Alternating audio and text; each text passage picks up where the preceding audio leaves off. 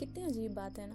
NEET केवल एक दिन का होता है, हमें केवल 3 घंटे और 20 मिनट के आसपास एग्ज़ाम देने हैं एंड उतने देर में डिसाइड हो जाने वाला है कि अगला जो 1 साल है वो कैसे जाने वाला है। हाँ, किसी का हो सकता है प्रेपरेशन कम में हो जाता हो, बट हम इतने ही अबाउट में होते हैं। So hello everybody and welcome to a new video.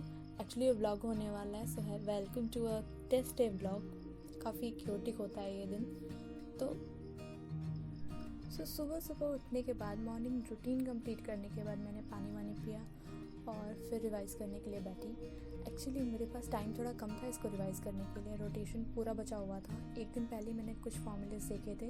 Rotation से ऐसा बहुत ज़्यादा डर काइंड ऑफ नहीं लगता है, लेकिन जब एम सर क्वेश्चन बनाते हैं ना तो लगता है। तो एक दिन पहले मैंने रिवाइज़ किया हुआ था, बट मॉर्निंग में उठ करके मैंने फिर काफ़ी रिवाइज़ किया। उसके बाद फिर ब्रेकफास्ट वगैरह किया, तब भी मैं रिवाइज़ कर रही थी और टेस्ट देने फिर मैं बैठी। बट ये टेस्ट ना और बाकी सारे टेस्ट से मेरा काफ़ी अलग था। ये टेस्ट जब मैं दे रही थी तो उसके पहले भी मुझे थोड़ा सा नर्वसनेस फील हो रहा था, और नर्वसनेस इसलिए था क्योंकि मैंने उतना कुछ पढ़ा नहीं था। मतलब एनसीईआरटी वगैरह थोड़ी बहुत रीड कर ली थी और ऐसा वैसा ही, बट बहुत अच्छे से उसको प्रैक्टिस करना इस बार मुझे इतना टाइम नहीं मिल पाया था, तो मुझे थोड़ा डर भी लग रहा था। तो टेस्ट देने जब मैं बैठी, सबसे पहले मैंने बॉटनी एज़ यूजुअल जैसे स्टार्ट करती हूँ बॉटनी स्टार्ट किया।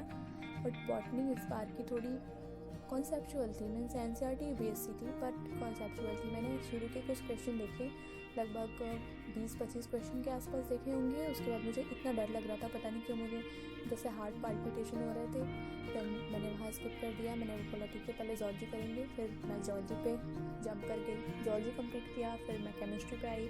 केमिस्ट्री में भी ऑर्गेनिक के पोर्शन थोड़े थे ठीक। और उसके बाद जब मैं फिज़िक्स करने लगी तो मेरे हार्ट बीट इतनी ज़्यादा बढ़ गई, मुझे लगा कि मेरे अचानक से सडन इंक्रीमेंट क्यों हो गया बीपी में।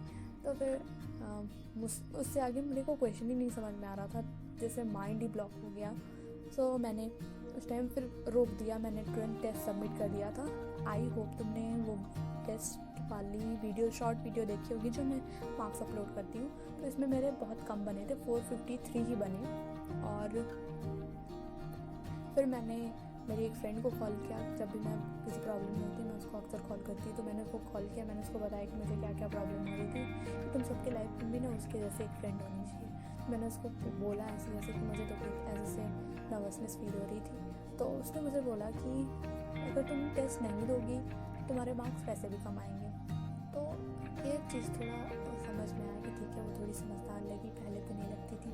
तो फिर मुझे लगा कि ठीक है, जैसा भी टेस्ट आ रहा है बट टेस्ट तो अच्छे से दो। लास्ट टाइम पे आई डोंट नो तुम्हें लगेगा कि कैसी अजीब सी हरकत है इसकी, टेस्ट में किसको डर लगता है। मुझे लगता है 12th तक मुझे कभी डर नहीं लगता था, बट अभी जब मैं टेस्ट दे रही थी तो मुझे इतना डर लिटरली कभी नहीं लगा। तो सबकी अपनी अपनी अलग अलग प्रॉब्लम होगी, बट मेरी यही problem. And this made me realise कि जो पोर्शन मुझे सबसे ज़्यादा अच्छे से, जिस पे सबसे ज़्यादा कॉन्फिडेंट हो, लाइक कि अगर मुझे जॉलजी पे ज़्यादा कॉन्फिडेंस है तो मैं सबसे पहले वो कंप्लीट करूँ, अटेम्प्ट करूँ। एंड हो सके फिर केमिस्ट्री करो, फिर फिजिक्स करो, देन बॉटनी पे आओ।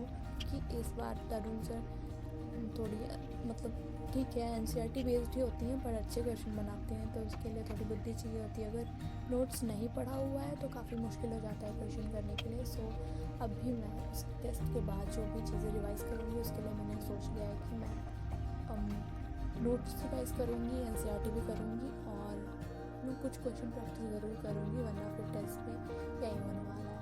तो ये सारा कुछ हुआ। उसके बाद मैंने थोड़ी देर रेस्ट किया, टेस्ट देने के बाद फिर खाना खाया, और ये ब्लॉग मैं यहीं तक एंड कर रही हूँ। मैं दूसरे ब्लॉग में जल्दी से मिलूँगी।